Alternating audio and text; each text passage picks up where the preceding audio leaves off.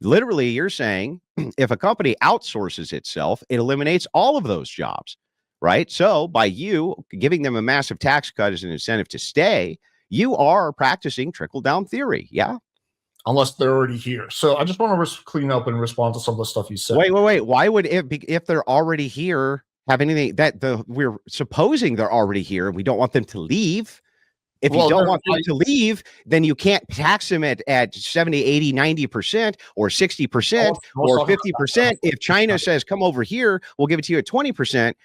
You're talking about trickle down. So you're just admitting it works. Like, what do you mean? So if that is the case, if what you're saying is true, then why is it that we saw under you saying that they already have plans to leave, blah, blah. Yeah. Then why is it under the Biden presidency, we saw over 800,000 manufacturing jobs return to the U.S.? That's just a simple fact. Why? Yeah, but okay.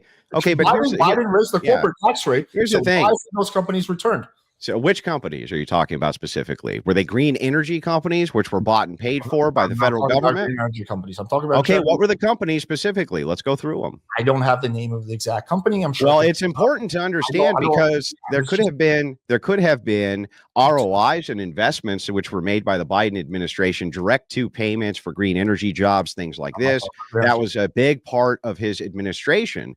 So, when you say, well, why is it that X amount of manufacturing jobs came back? First thing is, I want to know if those manufacturing jobs actually returned or if this was just a post-COVID bump. And then the second thing is, we want to make sure that we are specific about which companies came back and why. But back to the point before we derail even further, and I'm happy to dive into this company by company.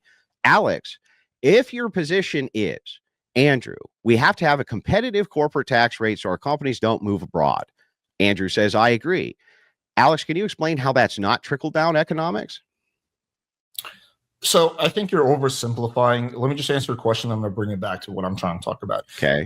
I think you're oversimplifying. I think exactly how you do tax policy matters, and that's what matters the most. So, for example, one of the big issues with Trump's 2017 tax bill is that he basically cut taxes for offshore profits of American-based corporations, some of them at a rate of zero. Or you're not answering my question. Can I finish my point, please? No, I need you to answer my question first. How is that not trickle-down economics? Just listen to what I'm about to say. I said it matters how you do tax policy. I don't think you're going to answer the question. I'm just going to ask it again. I want to let you know that. Go ahead. Go ahead. You can do whatever you want. So one of the issues, and I'd like for you to engage with this, one of the issues with the Trump 2017 tax cut bill is that it taxes offshore profits on American-based corporations at a rate of zero, or a rate that is half of the one imposed on profits earned in the United States. I can show you a source for this. So that is an example of how you could do tax policy, to save money on corporations, but actually winds up working against the American worker. Can you just really quickly, before we go into something else, can you just acknowledge that this, if it's true, right, and it is, I can show you a source, then that would be an example of a tax policy that is anti-worker. Yeah, real quick, I just want to make sure that I'm really clear on what it is that you're asking me. Can you repeat it again? But then I want to promise after I answer your question that you'll answer mine. I want you to promise me. Yeah. Okay, go ahead. Okay.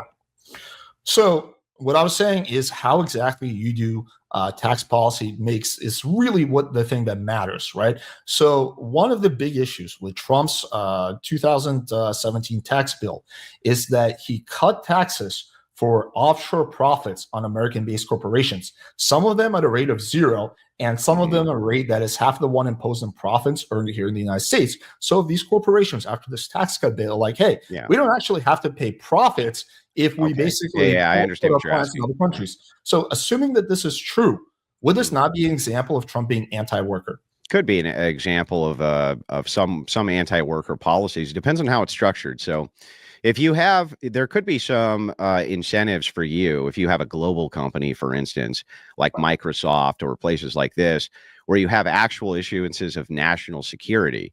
You may have to have tax policy that in some way accommodates that. It just depends. It depends on how it's structured and why it's structured that way. But to say it's anti-worker, it could be. Well, it costs 200,000 manufacturing jobs to get outsourced. Yeah, but Alex, listen. Manufacturing jobs have been continuing to get outsourced. They're going to continue to get Under outsourced the Biden presidency. over and over and over. They're going to continue to get outsourced. Now, That's just- when you're talking about, okay, calm down for a second. Okay. I'm super calm. So yes, could be. It could be an example, depending on how it's structured. It just depends on why it's structured that way. It depends on if it's due to some national security concern. There's complexities which potentially could be involved. I'm not exactly sure the policy you're talking about, so I can look into it. But as to the answer to your question, possibly, right? So the answer to the question is possibly. Now back to mine that you promised you'd answer, Alex. Can you explain how, if you are to have a competitive tax rate so that corporations don't leave your shores for other nations, how that's not practicing trickle-down economics? So I think it's more complex than that. Let me try to answer your question in the most succinct way I can. So, for example, if you give tax incentives to American corporations to hire American workers, then I think that is a good thing, right? But that's trickle down, right? Well, yeah, sure, we can call it that, right? Yeah. Okay, sure. But I'm not trying to argue. Does work. So trickle down does work. I'm not trying to argue. No, you said no. You are trying to argue because what you said, Alex. What you said was specifically all economists agree trickle down doesn't work. No notable economist believes trickle down works. So we get your definition of trickle down, and we find out Alex is a trickle down economist. Alex wants to match corporate rates with other nations so that we keep our jobs domestic. Alex wants to give incentives Alex wants to give incentives to corporations to pay their workers, and the way that they can do that is by giving them free money, right? Or in this case, not free money, but just making sure you don't take too much of their money. That would be the trickle down effect. You literally just proved that trickle down works. I believe in nuance. Don't you think something could be generally true, but there could be exceptions to it? Or yeah, so if you had said, well, listen, Andrew, there's many cases where trickle down works, and there's some cases where it doesn't. That's an entirely different claim than, well, most economists say that trickle down just doesn't work. And then you go on to express that you yourself believe very heavily in the principle of trickle down economics. Let me just clean up my stance then, because again, I want to talk about Trump being pro worker, not so much about trickle down economics. Okay, let me just clean it up. I think in a lot of ways, trickle down economics doesn't work, but there are some exceptions in which case it works. Now, let's get back. What are those exceptions? I just told you one of them. Why do you want to keep this? Wait, this is we're just getting off track. Like, I don't think we are, because the idea. Can I explain my reasoning for why I don't think we are? So the idea here is whether or not Trump. Well, granting the premise, right, is nice, but I need to make sure I know which premise you're granting, because here's why. The idea here is, well, Trump's not pro-worker because he follows trickle-down economics, and trickle-down economics doesn't work. Alex, it is what you said. And not only that, but on top of that, it turns out that that's not the case. And you seem to actually agree with him giving corporate tax decreases because that offers incentives for American manufacturers to stay here. No, that is Alex's policy, and that's Trump's policy. That's not. You're basically repeating half of what I said. I said very specifically, let me just be crystal clear about this.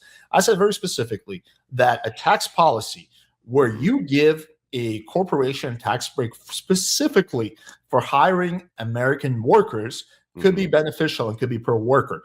But what you're talking about is a general tax cut across the board, right? So I'm putting. Don't you think most American companies are going to hire American workers? I'm putting a condition on what on the policy I'm talking about. The condition is that they only get this benefit if they hire more American workers. They only get this benefit. I don't understand, though. That makes no sense. It's trickle down even if they don't hire American workers. Like if they only hired non-American workers, right, for their company inside of the United States, it would still be a trickle down effect.